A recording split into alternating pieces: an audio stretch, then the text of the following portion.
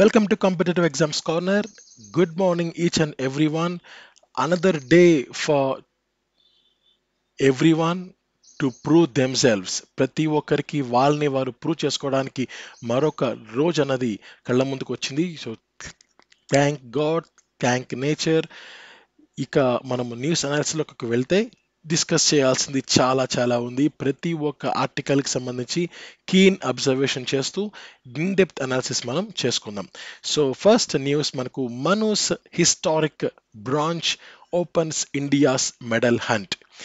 ఒక high level పాజిటివిటీతో మనకు ఈరోజు న్యూస్ అనాలిసిస్ స్టార్ట్ అయింది. మను భాకర్ ఒక హిస్టారీని రీనేమ్ చేసింది. హిస్టారిక్ బ్రాంజ్ మెడల్ని ఇండియాకు తీసుకొని రావడం జరిగింది. కొంతమందికి ఒక బ్రాంజ్ మెడల్కే అంత గొప్ప అని అనుకుంటారు. బట్ ఎవరైతే స్పోర్టింగ్ ఈవెంట్స్ని రెగ్యులర్గా ఫాలో అవుతారో, ఎవరంటే ఒలింపిక్స్ని రెగ్యులర్గా వాచ్ చేస్తుంటారో వాళ్లకు తెలుసు ఈ మెడల్కి ఉన్న ప్రాధాన్యత ఎంత అనేది. The 22-year-old is the first Indian woman shooter to be on the Olympic podium as she wins the medal in the 10-meter air pistol event.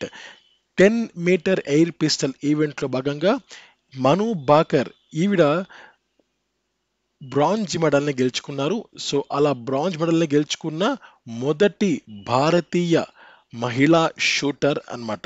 ఇది గుర్తుపెట్టుకోండి, మొదటి భారతీయ మహిళా షూటర్ ఒలింపిక్ పోడియంలో 10-meter ఎయిర్ పిస్టల్ ఈవెంట్లో బ్రాంజ్ మెడల్ గెలుచుకున్న మొదటి వ్యక్తి మను Bhaker.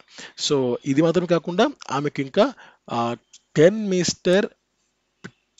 Metre pistol mixed team మరియు 25-meter పిస్టల్ ఈవెంట్స్ ఈ రెండు కూడా ఆమె ఆడాల్సి ఉంది. అండ్ దాంట్లో కూడా మెడల్స్ వచ్చే అవకాశం చాలా వరకు ఉంది. ఇక్కడ కొన్ని ఇంపార్టెంట్ పాయింట్స్ ఇప్పుడు చూద్దాం. 2020లో జరిగిన టోక్యో ఒలింపిక్స్లో ఆమె ఎటువంటి మెడల్ లేకుండానే ఆమె వెనుదిరిగింది. బట్ ఈ సంవత్సరం ఒక స్ట్రాంగెస్ట్ కంబ్యాక్ ఇచ్చింది. సో సెకండ్ టైం ఈమెకి ఇది second Olympics 2024, 22nd year old అమ్మాయి. సో ఈమె 10 మీటర్ల ఎయిర్ పిస్టల్ ఈవెంట్లో భాగంగా ఇండియాకు ఒక బ్రాంజ్ మెడల్ని తీసుకొని రాగలిగింది. సో ఈ medal India Paris Olympics India ఖాతాలో నంబర్ 1 ఫస్ట్ మెడల్ అన్నమాట. ఇది ఒక first important point. And first one by an Indian women shooter. So మహిళా షూటర్లో ఫస్ట్ మెడల్ ఈమె సాధించింది. తర్వాత ఈమె సిల్వర్ మెడల్ని 0.1 పాయింట్తో కోల్పోవడం జరిగింది. అండ్ అయితే ఇప్పటిదాకా ఇందాక నేను చెప్పినట్టుగా ఇంకా ఈ mixed team 10-meter pistol event, 25-meter pistol event ఈ రెండు కూడా ఇంకా ఆమె ఆడాల్సి ఉంది. సో ఇంపార్టెంట్ పాయింట్స్ దీంట్లో మను భాకర్ గారి గురించి అండ్ ఈ యొక్క అచీవ్మెంట్ గురించి. ఈ అచీవ్మెంట్ గురించి ఎగ్జామినేషన్ పాయింట్ ఆఫ్ వ్యూ మీరు అబ్జర్వ్ చేస్తే మీకు చెప్పాను కదా, మొదటి భారతీయ మహిళా షూటర్ ఒక మెడల్ని గెలుచుకోవడం ఇదే ప్రథమం. ఇది పాయింట్ అన్నమాట. ఇది సెకండ్ పాయింట్. ఇక మను భాకర్ గారి గురించి తెలుసుకుందాం. సో మను భాకర్ ఈవిడ 18 ఫిబ్రవరి 2002లో ఆమె జన్మించడం జరిగింది. సో ఆమె షూటింగ్ స్పోర్ట్లో ఇన్వాల్వ్ అయి ఉన్నారు. అండ్ ISSF వరల్డ్ కప్లో కూడా ఆమె youngest Indian to win a gold medal గెలుచుకున్న యంగెస్ట్ ఇండియన్ మను భాకర్. తర్వాత ఈమె ఇప్పుడు 2024 సమ్మర్ ఒలింపిక్స్లో ప్యారిస్లో జరుగుతున్నది. సో దాంట్లో కూడా ఆమె 10 మీటర్స్ ఎయిర్ పిస్టల్ ఈవెంట్లో ఆమె బ్రాంజ్ మెడల్ని సొంతం చేసుకున్న వ్యక్తి. ఇక ఇప్పటిదాకా ఆమె Olympics, world champions, Asian games, world cup, youth Olympic games, ISSF world junior championships, Commonwealth games ఈ అన్నిట్లో కూడా ఆమె పార్టిసిపేట్ చేశారు. సో మొత్తం మీద ఆమె 17 gold medals, 4 silver and 2 bronze మెడల్స్ని ఆమె కైవసం చేసుకోవడం జరిగింది. సో నెక్స్ట్ మనకు వాట్ టు వాచ్. ఇక ఇప్పటిదాకా ఇండియన్ మెడల్ టాలీ ప్రకారంగా ఇండియా 22nd స్పాట్లో ఉంది మెడల్ టాలీలో. సో ఒక బ్రాంజ్ మాత్రం వచ్చింది ఇండియాకు. అండ్ ఫస్ట్ ప్లేస్లో ఆస్ట్రేలియా ఉంది, 4 గోల్డ్ 2 సిల్వర్స్, మొత్తం కలిపి 6 మెడల్స్తో ఆస్ట్రేలియా ముందంజలో ఉంది. అండ్ ఈరోజు మనము 10-meter air rifle women's final ఇందులో ఉండబోతోంది. తర్వాత మనకు బ్యాడ్మింటన్లో కూడా ఒక గ్రూప్ స్టేజ్ ఉండబోతోంది. హాకీలో ఇండియా వర్సెస్ అర్జెంటీనా ఉండబోతోంది. నెక్స్ట్ షూటింగ్లో ఎయిర్ రైఫిల్ మెన్స్ మనకు జరుగుతుంది. ఆర్చరీలో, తర్వాత టేబుల్ టెన్నిస్లో ఈ ఈ మూడు కూడా మనకు కీలకం కాబోతున్నాయి ఈ రోజుకు సంబంధించి. ఇవి వాట్ టు వాచ్. వీటిలో మనం ఎన్ని అడుగులు ముందుకేస్తాం అనేది మనము వేచి చూడాల్సి ఉంటుంది. తర్వాత ఈ రోజుకి సంబంధించి మనకు finalist 10 metres women's air rifle. So మనకు ఈ మధ్యాహ్నం 1 గంటకు ఈ మ్యాచ్ జరగబోతోంది. ఇది ఒక ఫైనల్ అన్నమాట. ఇందులో గెలిస్తే ఇందులో ఉన్న ఆ యొక్క స్థానాన్ని బట్టి గోల్డా, సిల్వరా, బ్రాంజ్ అనేది మనకు తెలిసిపోతుంది. సో ఈమె రమిత జిందాల్ గారు కూడా ఆమె ఒక మెడల్ని అందుకోవడానికి సిద్ధంగా ఉన్నారు. నెక్స్ట్ ఇది మనకు ఫస్ట్ ఇంపార్టెంట్ న్యూస్ అనమాట ఈరోజు. తర్వాత సెకండ్ న్యూస్ చూద్దాం. Central body urges southern states to intensify energy efficiency efforts. Energy efficiency అంటే ఏం లేదు, మనకు అర్త్ని కాపాడడం. అంటే మనకు దగ్గర ఉన్న వనరులు ఏవైతే ఉంటాయో ఆ వనరుల్ని మనము కేవలం మన అవసరాల నిమిత్తం మాత్రమే మనం వాడుకొని నెక్స్ట్ తరాల వాళ్ళకు కూడా మనం దాన్ని ఇవ్వగలగాలి. సో అది ఎఫిషియెంట్గా మనం వాడుకోవడం జరగాలి. అదే energy efficiency. So intensify energy efficiency అంటే ఈ సెంట్రల్ బాడీ అంట వాళ్ళు అర్జెస్ అంటే రిక్వెస్ట్ చేశారు. ఎవరిని? సదరన్ స్టేట్స్ని. ఏం రిక్వెస్ట్ చేశారు? టు ఇంటెన్సిఫై, మీరు కాన్సన్ట్రేట్ చేయండి. దేని మీద? Energy efficiency efforts. ఈ యొక్క ఎఫర్ట్స్ని కాన్సన్ట్రేట్ చేయండి అని వాళ్ళు చెప్పడం జరిగింది. ఆ సెంట్రల్ బాడీ ఏది అంటే the bureau of energy efficiency. ఆ bureau of energy efficiency is the important point ఈ ఆర్టికల్కి సంబంధించి. తర్వాత మనకు has urged the designated agencies of all southern states to intensify their focus on energy efficiency and mission life. Mission life కూడా మనకు second important point ఈ article సంబంధించి. అంటే ఎనర్జీ ఎఫిషియన్సీతో పాటుగా మిషన్ లైఫ్ అనే ఒక దాన్ని కూడా అనే ఒక కాన్సెప్ట్ని మీరు కాన్సన్ట్రేట్ చేయండి అని bureau of energy efficiency request చేసింది సదరన్ స్టేట్స్ యొక్క ఏజెన్సీస్ని. సో ఇప్పుడు బ్యూరో ఆఫ్ ఎనర్జీ ఎఫిషియన్సీ ఏంటి, మిషన్ లైఫ్ ఏంటో ఇప్పుడు చూద్దాం. First bureau of energy efficiency. మనకు ఈ యొక్క సంస్థని కేంద్ర ప్రభుత్వం ఆధీనంలో ఉంటుంది. ఇది 1 మార్చ్ 2002 స్థాపించడం జరిగింది. ఇది ఎనర్జీ కన్జర్వేషన్ యాక్ట్ 2001 ప్రకారంగా వాళ్ళు దీన్ని స్థాపించారనమాట. సో దీని యొక్క headquarters Sewa Bhawan, New Delhi. Concerned organisation ministry of power ministry కింద ఈ యొక్క ఆర్గనైజేషన్ రన్ అవుతూ ఉంటుంది. అండ్ దీని యొక్క కన్సర్న్డ్ మినిస్టర్ ఎవరు? మనోహర్ లాల్ ఖట్టర్. ఆయన కర్నల్, హర్యానాకు సంబంధించిన కాన్స్టిట్యున్సీ నుంచి ఆయన గెలిచి ఆయన మినిస్ట్రీని సంపాదించడం జరిగింది. ఈ యొక్క బ్యూరో ఆఫ్ ఎనర్జీ ఎఫిషియన్సీ ఏం చేస్తుంది అంటే development of policies, strategies with an emphasis on self regulation and market principles under the energy conservation act 2001. 2001లో వచ్చిన ఎనర్జీ కన్జర్వేషన్ యాక్ట్ ప్రకారంగా వాళ్ళ ఆ యాక్ట్ అప్లై అయ్యే విధంగా పాలసీస్ని కానీ, స్ట్రాటజీస్ని కానీ, మార్కెట్ ప్రిన్సిపల్స్ని కానీ వాళ్ళు డెవలప్ చేస్తారు. ఆ డెవలప్ చేసే సంస్థనే bureau of energy efficiency. So ఈ ఆర్టికల్లో వారు సదరన్ స్టేట్స్ని రిక్వెస్ట్ చేశారు ఏమని? టు ఎనర్జీ ఎఫిషియన్సీ ఎఫర్ట్స్, మీ యొక్క ఎఫర్ట్స్ని ఇంకా ఇంటెన్సిఫై చేయండి, ఇంకా కాన్సన్ట్రేట్ చేయండి అని చెప్పడం జరిగింది. ఇక ఈ ఎంటైర్ ఆర్టికల్లో కూడా మెయిన్ పాయింట్ ఇదే అనమాట. So no need to go further. ఇవి మనకు ముఖ్యమైన పాయింట్. సో ఇప్పుడు బ్యూరో ఆఫ్ ఎనర్జీ ఎఫిషియన్సీ చూసాం కదా. ఇప్పుడు నెక్స్ట్ మిషన్ లైఫ్ అంటే ఏంటో చూద్దాం. మిషన్ లైఫ్ ఇది మనకు బ్యూరో ఆఫ్ ఎనర్జీ ఎఫిషియన్సీకి సంబంధించిన ఒక ఇమేజ్ అనుకోవచ్చు, ఒక ఎంబ్లెమ్ అనుకోవచ్చు, ఒక ఐకాన్ అనుకోవచ్చు, anything. Okay, next mission life యొక్క ఫుల్ ఫామ్ ఏంటి అంటే lifestyle for environment. It is a campaign initiated by central pollution control board India. CPCB వాళ్ళు దీన్ని ఇనిషియేట్ చేశారు, లాంచ్ చేశారు.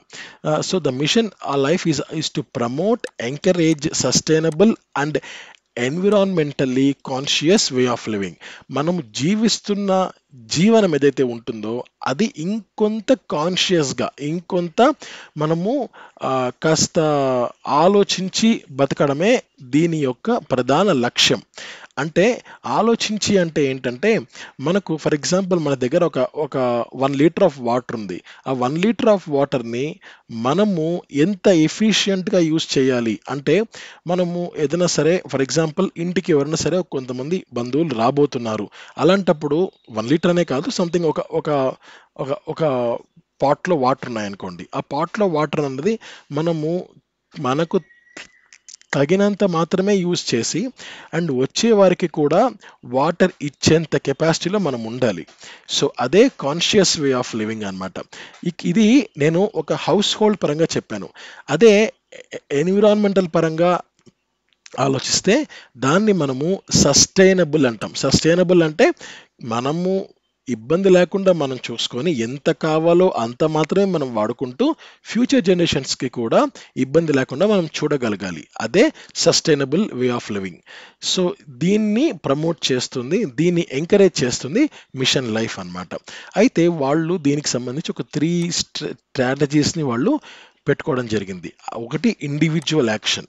So the mission encourages individuals to incorporate simple and effective eco-friendly practices into their daily lives. These actions forms the foundation for sustainable change. Individuals అంటే మీరు, నేను, ప్రతి ఒక్కరం మనం ఇండివిజువల్గా ఒక ఎన్విరాన్మెంట్కి ఏం చేయాలి అనేది మనం ఆలోచించుకోవాలి. Eco friendly practices. సో ఇప్పుడు నెక్స్ట్ మనకు రాబోయే రోజుల్లో వినాయక చవితి ఉంది. వినాయక చవితి వచ్చినప్పుడు ప్రతి ఒక్క ఊర్లో గణేష్ విగ్రహాలని అమ్ముతుంటారు.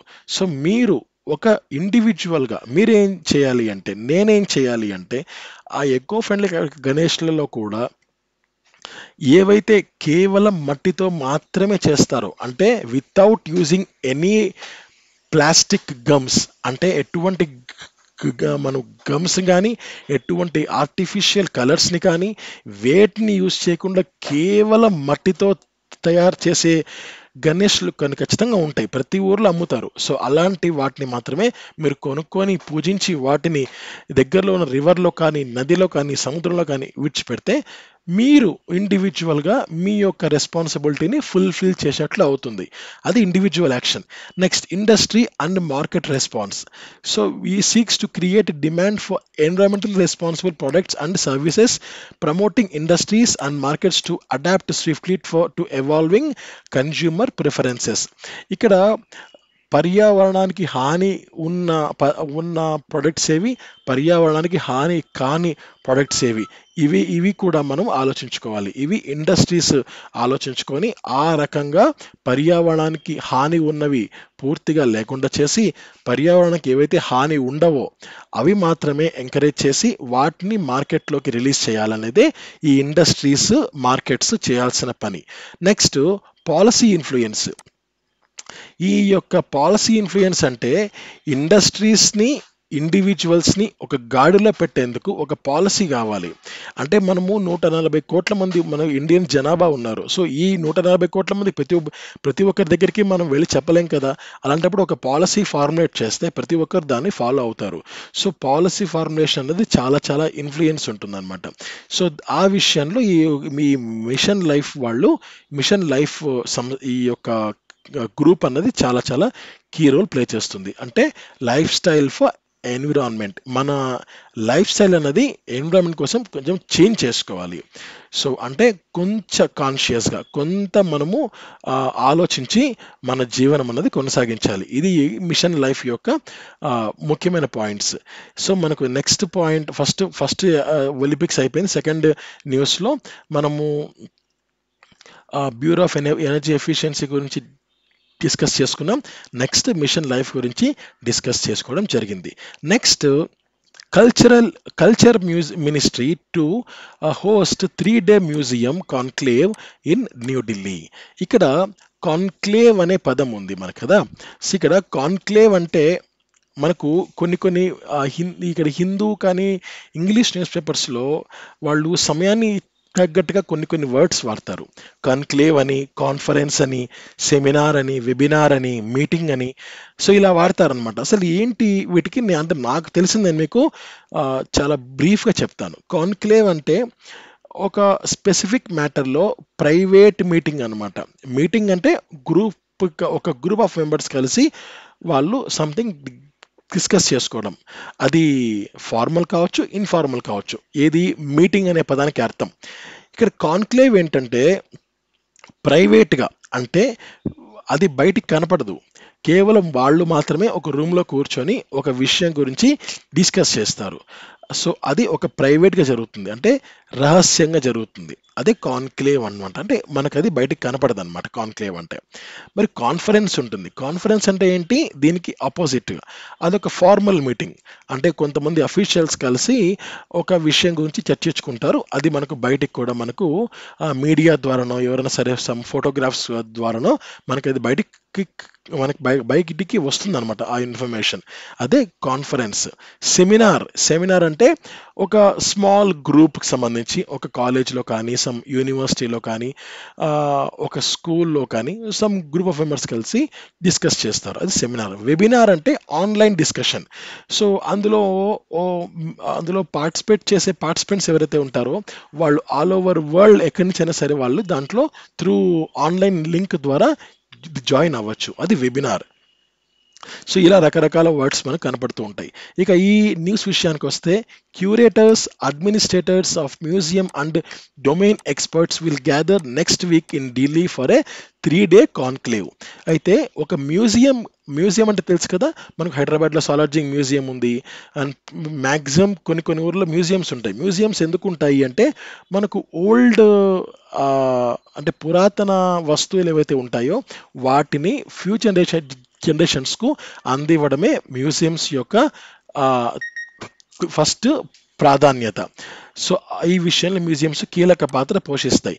ఇలా మ్యూజియంస్ని మెయింటైన్ చేసే అడ్మినిస్ట్రేటర్స్తోనూ, క్యూరేటర్స్ కానీ, అండ్ వీళ్ళందరూ డొమైన్ ఎక్స్పర్ట్స్ కానీ, వీళ్ళందరూ వచ్చే వారం న్యూఢిల్లీలో 3 రోజుల పాటు ఒక సమావేశాన్ని ఏర్పాటు చేయనున్నారు. ఎందుకు అంటే యుగీన్ భారత్ నేషనల్ మ్యూజియం. ఇది ఒక project. Central government, state government, states కలిసి నిర్మిస్తున్న ఒక ప్రాజెక్ట్ పేరు యుగీన్ భారత్ నేషనల్ మ్యూజియం. ఈ ప్రాజెక్ట్ని ఉద్దేశించి క్యూరేటర్స్, అడ్మినిస్ట్రేటర్స్, డొమైన్ ఎక్స్పర్ట్స్ కలిసి నెక్స్ట్ వీక్ న్యూఢిల్లీలో 3 రోజుల పాటు మీటింగ్ని నిర్వహించనున్నారు. సో ఇదేంటంటే ఆగస్టు 1 నుంచి ఆగస్టు 3 వరకు భారత మండపం లో ఈ యొక్క మీటింగ్ ఉండబోతోంది. సో ప్రజెంట్ భారత మండపంలో UNESCO world heritage committee meeting జరుగుతోంది. ఇది 46వ సెషన్ జరుగుతోంది అనమాట. సో అదే భారత మండపంలో ఆగస్టు 1 నుంచి 3 వరకు ఈ యొక్క మీటింగ్ అన్నది ఉండబోతోంది. అసలు ఈ యుగీన్ భారత్ నేషనల్ మ్యూజియం సంబంధించిన విశేషాలు ఏంటి? ఎందుకంటే ఈ ఆర్టికల్లో అదే ముఖ్యమైన పాయింట్. ఏంటంటే ఇప్పుడు చూడండి, the upcoming Yugeen Bharat national museum will have 8 thematic segments. ఆ మ్యూజియంలో 8 సెగ్మెంట్స్ ఉంటాయంట. Thematic. So telling the story of India spanning over 5000 years. India 5000 సంవత్సరాల నుంచి భారతదేశం ఎలా ఇంప్రూవ్ అయింది అనే ఒక థీమ్తో, అనే ఒక సెగ్మెంట్తో 8 సెగ్మెంట్స్ అన్నవి ఈ మ్యూజియంలో ఉండబోతున్నాయి. The museum to be housed in the North Block and South Block in the capital. So న్యూఢిల్లీలో నార్త్ బ్లాక్లో, సౌత్ బ్లాక్లో ఈ యొక్క మ్యూజియం అన్నది ఉండబోతోంది. Will spread over 1,54,000 square metres, making it the largest museum in the world. So మనకు ఈ యుగీన్ meeting గురించి, యుగీన్ భారత్ నేషనల్ మ్యూజియం గురించి చాలా ముఖ్యమైన పాయింట్స్ మనకి ఇక్కడ కనపడుతున్నాయి. ఫస్ట్ పాయింట్ ఏంటంటే ఈ యుగీన్ భారత్ నేషనల్ మ్యూజియంకి సంబంధించి మనకు 8 థీమాటిక్ సెగ్మెంట్స్ ఉంటాయి. నంబర్ 1. నంబర్ 2, 5000 సంవత్సరాలకు సంబంధించి ఇండియా ఎలా ఇంప్రూవ్ అవుతూ వచ్చింది అనేది మనకు అందులో ఉంటుంది. Point number 2. పాయింట్ నెంబర్ 3, ఇది north block and south block న్యూఢిల్లీలో ఇది ఉండబోతోంది. దీన్ని కన్స్ట్రక్ట్ చేయబోతున్నారు. Point number 3. పాయింట్ నెంబర్ 4, ఇది 1,54,000 స్క్వేర్ మీటర్స్ కలిగి ఉంటుంది. అండ్ పాయింట్ నెంబర్ 5, మొత్తం మీద ఇది లార్జెస్ట్ మ్యూజియంగా దీన్ని వాళ్ళు తీర్చిదిద్దబోతున్నారు. ఈ 5 పాయింట్లు చాలా చాలా బాగా గుర్తుపెట్టుకోండి. ఇది ఎగ్జామినేషన్ పాయింట్ ఆఫ్ వ్యూ మీకు ఖచ్చితంగా అడిగే అవకాశం ఉంది. తర్వాత master classes will also be held with experts from India abroad on various topics such as global best practices in conservation, fine arts, handling, curation and museum management officials said. అయితే ఈ మ్యూజియం maintain చేయడానికి national and international ఎక్స్పర్ట్స్ని కూడా రప్పిస్తున్నారు. ఎందుకంటే కొన్ని ornaments ఉంటాయి, కొన్ని ఇన్స్ట్రుమెంట్స్ ఉంటాయి. వాటిని ఎలా మనము ఎక్కువ కాలం ప్రిజర్వ్ చేయాలి అనేది ఎక్స్పర్ట్స్ మాత్రమే చెప్పగలరు. ఫర్ ఎగ్జాంపుల్ సాలార్జంగ్ మ్యూజియం ఉంది. సాలార్జంగ్ మ్యూజియం ఎప్పటి నుంచో ఉంది. బట్ అందులో ఉన్న ఇన్స్ట్రుమెంట్స్ అవి ఎలా ఉన్నాయంటే వాళ్ళు కొన్ని కెమికల్స్ కొన్ని ఇన్స్ట్రుమెంట్స్ మీద వాడతారు. తర్వాత అప్పుడప్పుడు వాటిని క్లీన్ చేయడం కానీ వాటి యొక్క మెయింటెనెన్స్ వేరే విధంగా ఉంటుంది. ఆ మెయింటెనెన్స్ ఎలా ఉంటుంది అనే విషయం మీద కొంతమంది ఎక్స్పర్ట్స్ని పిలిపిస్తున్నారు. సో ఆ విషయం మీద వాళ్ళు డిస్కస్ చేయబోతున్నారు. సో ఇది మనకు యోగిన్ భారత్ నేషనల్ మ్యూజియం. ఇందులో 5 పాయింట్స్ ఉన్నాయి. I'm again retreating. First point, ఇందులో 8 థీమాటిక్ సెగ్మెంట్స్ ఉంటాయి. సెకండ్ పాయింట్, 5,000 సంవత్సరాలకు సంబంధించి ఇండియా ఎలా ఇంప్రూవ్ అవుతూ వచ్చింది అనే విషయం మీద ఈ యొక్క మ్యూజియం ఉండబోతోంది. ఈ సెకండ్ పాయింట్. మూడో point, north block and south block న్యూఢిల్లీలో దీని యొక్క లొకేషన్ ఉండబోతోంది. ఫోర్త్ పాయింట్, 1,54,000 స్క్వేర్ మీటర్స్ ఈ యొక్క మ్యూజియం స్ప్రెడ్ అవ్వబోతోంది. ఐదో పాయింట్, ఇది లార్జెస్ట్ మ్యూజియం ఇన్ ద వరల్డ్గా అవతరించబోతోంది. ఈ 5 పాయింట్స్ని గుర్తుపెట్టుకోవాల్సిన అవసరం చాలా ఉంది. అండ్ నెక్స్ట్ ఇంపార్టెంట్ న్యూస్లోకి వెళ్దాం. నీతి ఆయోగ్ గవర్నర్ కౌన్సిల్ మీటింగ్ సంబంధించి మీటింగ్ ఇది. So PM calls for investor friendly charter, zero poverty by 2047. So మనకేంటంటే ఈ యొక్క నీతి ఆయోగ్ గవర్నింగ్ కౌన్సిల్ మీటింగ్ జరిగింది. ఆ గవర్నింగ్ కౌన్సిల్ మీటింగ్లో భాగంగా మనకు ఒక కొత్త పదం అన్నది మనకు కనపడింది. ఆ కొత్త పదం ఏంటి అంటే వికసిత్ భారత్. ఈ వికసిత్ భారత్ అనే దాన్ని మోడీ గారు ఆయన స్పీచ్లో చాలా హైలైట్ చేయడం జరిగింది. వికసిత్ భారత్ మనం 2047 నాటికి మనం సాధించాలి అని ఆయన ఒక గోల్ని పెట్టడం జరిగింది. ఎలాగైతే మనకు అబ్దుల్ కలాం గారు మిషన్ 2020 అని ఆయన చెప్పారో, మోడీ గారు కూడా వికసిత్ భారత్ 2047 అని చెప్పడం జరిగింది. అయితే ఏంటి అంటే మనకు వికసిత్ భారత్ ఏంటంటే మనకు డెమోగ్రఫిక్ ప్రొఫైల్ ఎలా ఉండబోతోంది అంటే పాపులేషన్ వచ్చి ఇప్పుడు మనకు 140 crores ఉంది. 2047 నాటికి 165 కోట్లు ఉండబోతోంది. Point number 1. Point number 2, median age ఇప్పుడు ఎక్కువ మంది 29 యావరేజ్ ఏజ్గా ఉన్నారు. అంటే ఇండియా మనకు ఏజ్ పరంగా చాలా యంగెస్ట్ కంట్రీ అనమాట. అంటే ఎక్కువ మంది యూత్ ఉన్న కంట్రీ ప్రజెంట్. అప్పటికి 37 అవుతుంది. యావరేజ్ ఏజ్ 37గా ఉండబోతోంది. లైఫ్ ఎక్స్పెక్టెన్సీ అంటే ఇప్పుడు ఒక మనిషి పుట్టాడు అంటే యావరేజ్గా 71 years ఖచ్చితంగా బతుకుతున్నాడు. బట్ అప్పుడు మనకు మనము లైఫ్ ఎక్స్పెక్టెన్సీకి సంబంధించిన కొన్ని మార్గాల్ని మనము సుగమం చేసుకుంటాం కనుక అది 84కి ఇంక్రీజ్ అయ్యే అవకాశం ఉంది. వర్కింగ్ ఏజ్ పాపులేషన్ వచ్చి 96 crore నుంచి 112 crores పెరిగే అవకాశం ఉంది. అండ్ ఎకనామిక్ ప్రొఫైల్ కూడా జీడిపి $3.4 trillion ఉంది. నెక్స్ట్ 2047 నాటికి $30 trillion ఉండే అవకాశం ఉంది. పర్ క్యాపిటల్ జీడిపి $2,392, అప్పటికి $18,220 ఉండే అవకాశం ఉంది. ఇండస్ట్రీ షేర్ 28% ఉంటాయి. 28-34% ఉండే అవకాశం ఉంది. అండ్ మనకు రిడక్షన్ ఇన్ కార్బన్ ఎమిషన్స్ వచ్చి మనకు 33% ఉంటే 55%కి మనకు వెళ్ళే అవకాశం ఉంది. సో మొత్తం కలిపి మనకు జీరో పావర్టీ, అసలు పావర్టీ పేదరికం అన్నది లేకుండా మనం చేయాలని చెప్పి మోడీ గారు ప్రతి ఒక్కరిని అడగడం జరిగింది. సో ఇది మా జీరో పావర్టీని హైలైట్ చేశారు. తర్వాత 2047 నాటికి ఇది సాకారం అవ్వాలని చెప్పి ఆయన ప్రతి ఒక్కరిని కోరడం జరిగింది. ఇది మనకు 9th గవర్నింగ్ కౌన్సిల్ మీటింగ్ నీతి ఆయోగ్ సంబంధించిన ఇంపార్టెంట్ ఇన్ఫర్మేషన్. అండ్ ప్రతి ఒక్క స్టేట్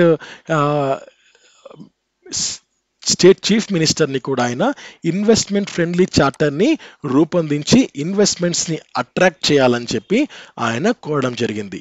ఇది మనకు ఒక ముఖ్యమైన అంశం. అండ్ ఈ ఆర్టికల్లో మనకు ముఖ్యమైన points Viksit Bharat, NITI Aayog and NITI Aayog council. So నీతి ఆయోగ్ గురించి, ఇప్పుడు వికసిత్ భారత్ గురించి నేను ఇందాక మీకు చెప్పడం జరిగింది. అండ్ జీరో పావర్టీ అని, నెక్స్ట్ వాటి డెమోగ్రఫిక్ ప్రొఫైల్, ఎకనామిక్ ప్రొఫైల్ ఎలా ఉంటాయని చెప్పి. సో ఆ వాటిని మనం అచీవ్ చేయాల్సి ఉంటుంది. అంటే మనం అచీవ్ చేయాల్సింది ఏది అంటే ఇప్పుడు ఈ డెమోగ్రఫిక్ ప్రొఫైల్ ఏదైతే ఉంటుందో ఇది ఆటోమేటిక్గా అది ఇంక్రీజ్ అయిపోతుంది. అంటే మనము ఒక పాలసీస్ని రూపొందించి మనం ఇంక్రీజ్ చేయాల్సిన అవసరం లేదు. బట్ ఇది ఉంది కదా, ఎకనామిక్ ప్రొఫైల్ ఉంది కదా, దీన్ని మనం కాన్సన్ట్రేట్ చేయాల్సి ఉంటుంది. ఈ ఎకనామిక్ ప్రొఫైల్ని మనము, ఫర్ ఎగ్జాంపుల్ ఇండియన్ జీడిపి ఉంది, గ్రాస్ డొమెస్టిక్ ప్రొడక్ట్, ఇది $3.4 ట్రిలియన్ నుంచి $30 ట్రిలియన్, అంటే దాదాపు 10 రెట్లు ఎలా పెరగాలి అనేది మనము కొన్ని పాలసీస్ని ఫార్ములేట్ చేసి స్టేట్ గవర్నమెంట్స్కి చెప్పి వాళ్ళతో కూడా ఫార్ములేట్ చేయించి ప్రతి ఒక్కరు కలిసి అడుగు ముందుకు వేస్తేనే ఆ 3 అనేది 30కి వెళ్తుంది. లేకపోతే మాత్రం 3-3గానే ఉండే అవకాశం ఉంటుంది. సో ఈ ఎకనామిక్ ప్రొఫైల్ చెప్పిన వాళ్ళు ఈ 4 పాయింట్స్లో కూడా పాలసీ ఫార్ములేషన్, పాలసీ ఇంప్లిమెంటేషన్ కూడా చాలా వరకు కీలక పాత్ర పోషించబోతున్నాయి.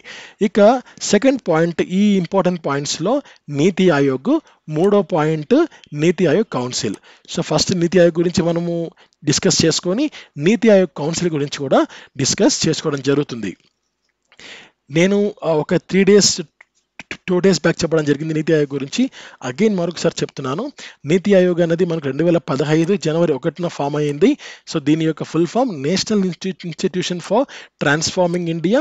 సో ఇదొక అపెక్స్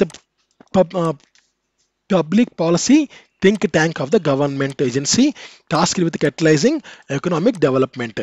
అపెక్స్ అంటే సో మోస్ట్ పాపులర్ అంటే పీక్ అన్నమాట. సో పబ్లిక్ పాలసీస్ని, అంటే ప్రజలకు ఉపయోగపడే ఒక పాలసీస్ని ఫామ్ చేయడానికి ఒక థింక్ ట్యాంక్, అంటే కొంతమంది కలిసి కూర్చొని వాళ్ళు ఆలోచిస్తారు ఎలా చేస్తే బాగుంటుంది అనేది. కలిసి కూర్చొని ఆలోచించే గ్రూపే మనకు నీతి ఆయోగ్ అన్నమాట. ఇది ప్లానింగ్ కమిషన్ ప్లేస్లో రీప్లేస్ చేస్తూ, ప్లానింగ్ కమిషన్ పూర్తిగా తీసేసి దీన్ని ప్లేస్లో మనకు నీతి ఆయోగ్ని గవర్నమెంట్ ఆఫ్ ఇండియా తీసుకొని రావడం జరిగింది. అండ్ ఆయన మనకు ఆగస్టు 13, 2014న ఈ యొక్క ప్లానింగ్ కమిషన్ని పూర్తిగా రద్దు చేస్తున్నానని చెప్పి ఆయన ఒక ఆయనకు సంబంధించిన మొదటి ఇండిపెండెన్స్ స్పీచ్లో, అంటే మోడీ గారు ఎప్పుడు ఆయన పవర్లోకి వచ్చారు 2014లోనే కదా.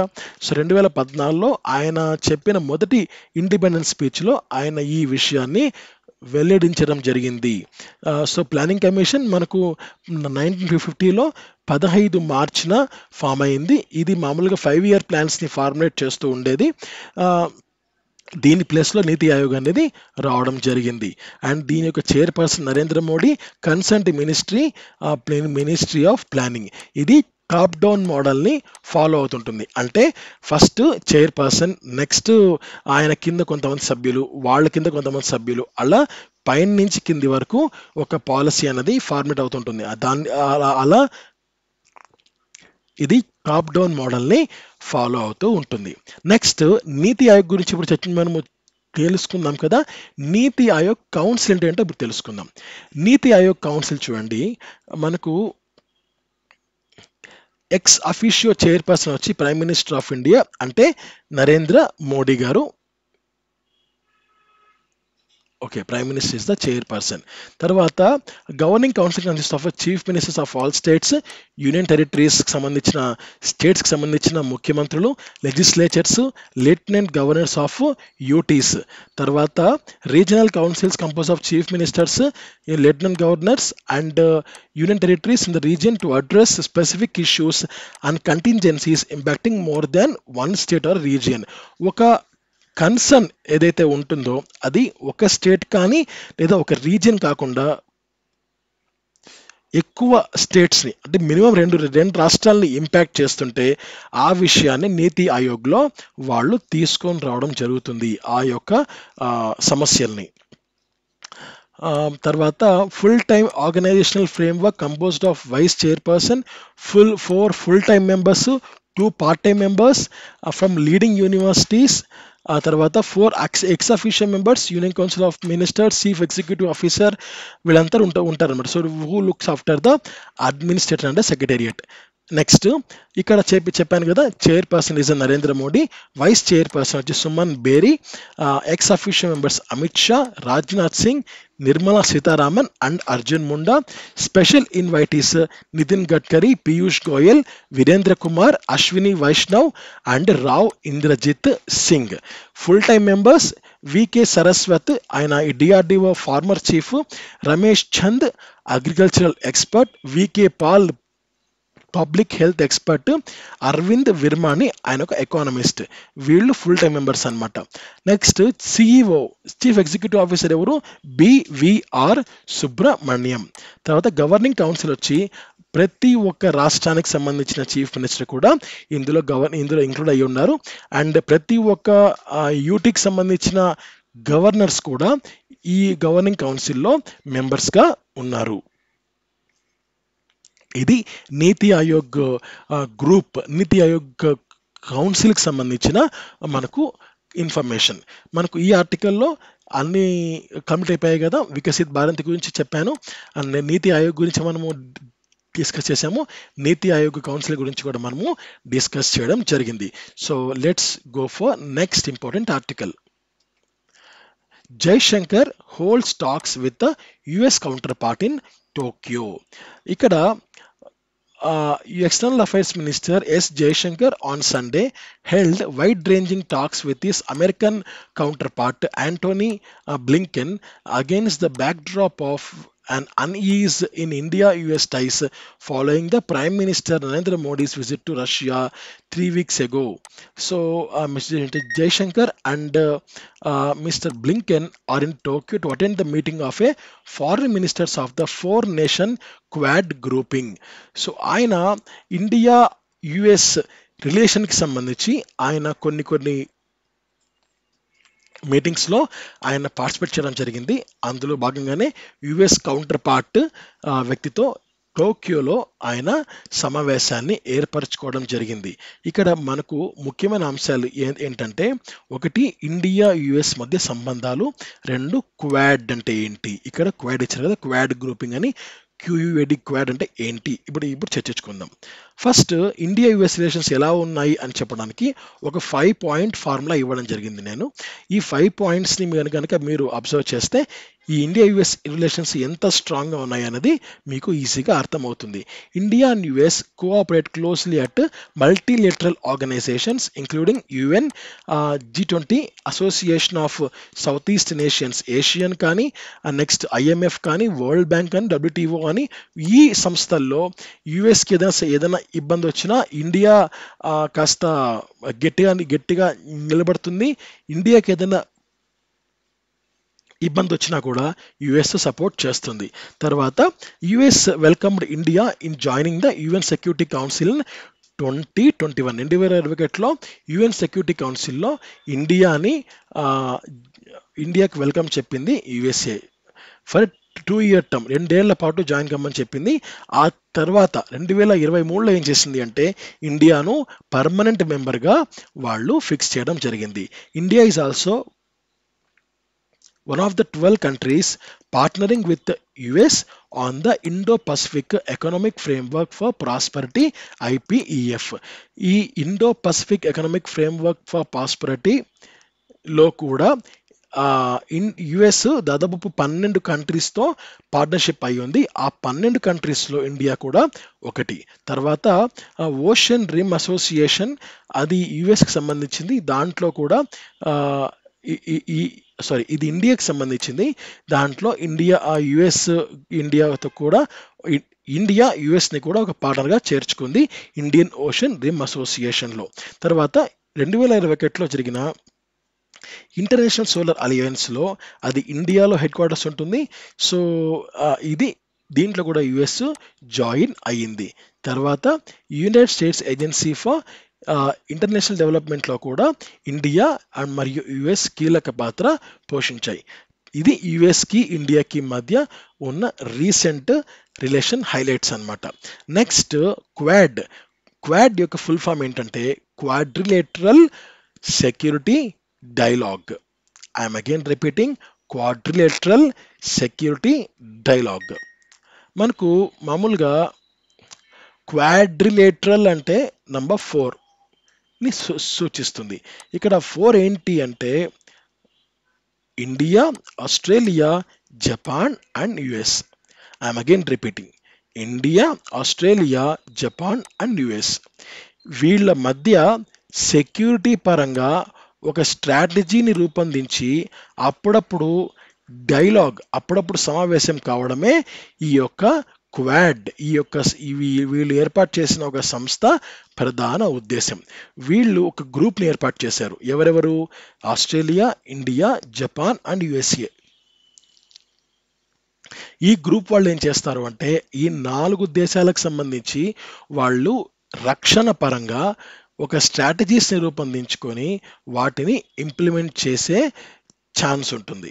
ఇది ఫస్ట్ పాయింట్. సెకండ్ పాయింట్, ఇది 2007లో ప్రారంభమైంది. Japanese prime minister Shinzo Abe, Australian prime minister John Howard, Indian prime minister Manmohan Singh, US vice president Dick Cheney, వీళ్ళ నలుగురు కలిసి 2007లో ఈ క్వాడ్ని రూపొందించడం జరిగింది.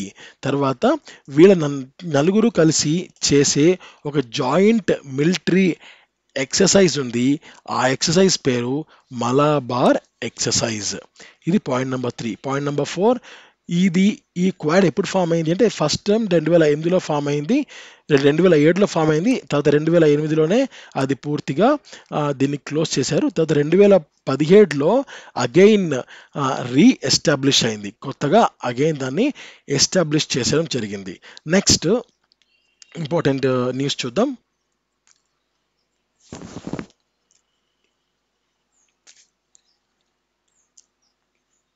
Okay, Italy and China sign a 3-year action plan during Meloni's visit.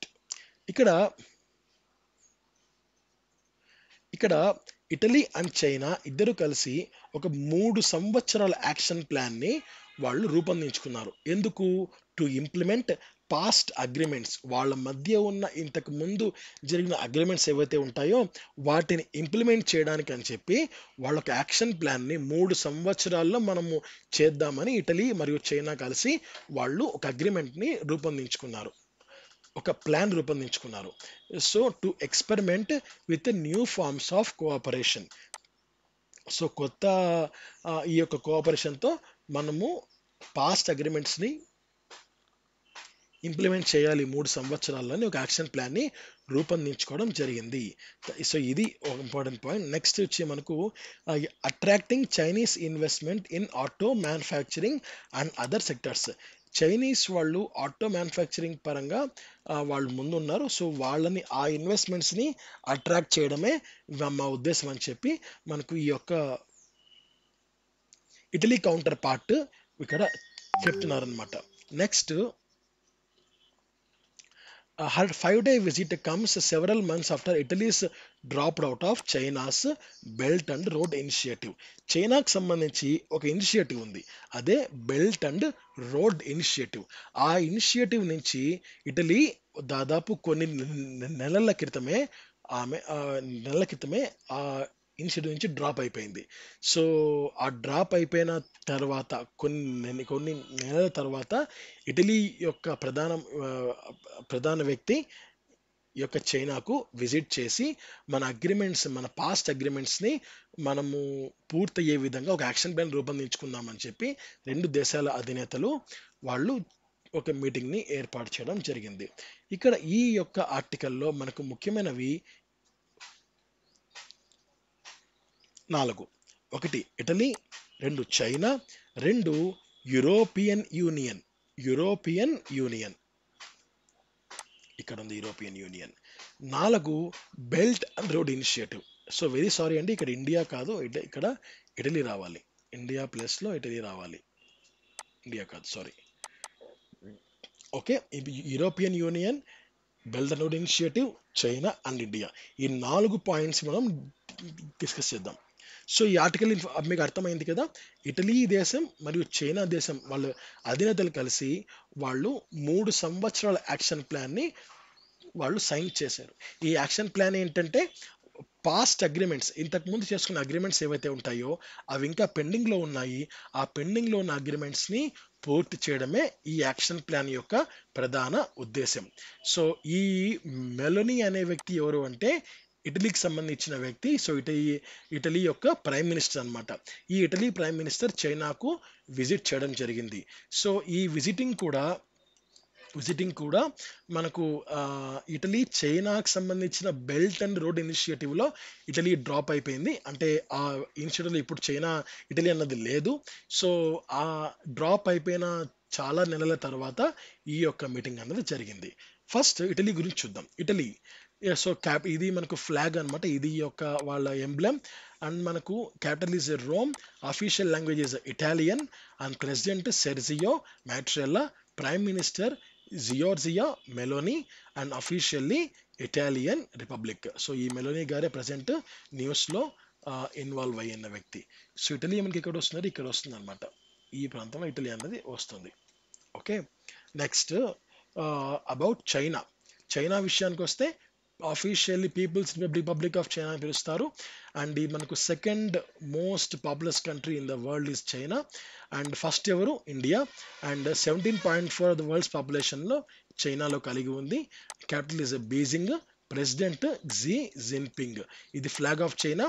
And China మనకు India తర్వాత Tajikistan, Kyrgyzstan, Mongolia, and North Korea, and Hong Kong, Macau, Vietnam, Laos, Myanmar, Bhutan, Nepal. So ఇన్ని బౌండరీస్ని చైనా కలిగి ఉంది. ఓకే, నెక్స్ట్ చూడండి European union. So India అయిపోయింది, China అయిపోయింది, ఇప్పుడు European union. Next belt and road initiative. European union ఏంటంటే మనకు 27 స్టేట్స్, 27 కంట్రీస్ యొక్క గ్రూప్ అన్నమాట. ఇది యూరోప్లో ఉంటుంది, అందుకే దీన్ని యూరోపియన్ యూనియన్ అని పిలుస్తారు వాళ్ళు. అయితే ఇప్పటిదాకా ఈ యొక్క యూనియన్లో నుంచి మేము ఉండము అని బయటికి వెళ్ళిన ఏకైక దేశం ఏది అంటే UK become the only member of state to leave the EU in 2020.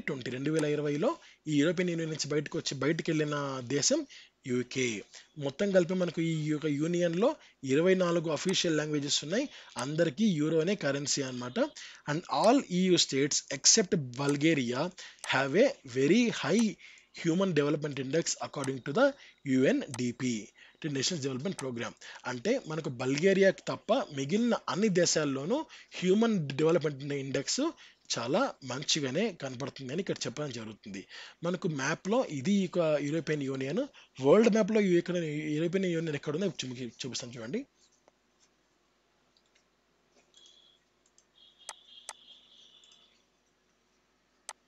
Yes, ఈ పాయింట్ అన్నమాట, ఈ point European union.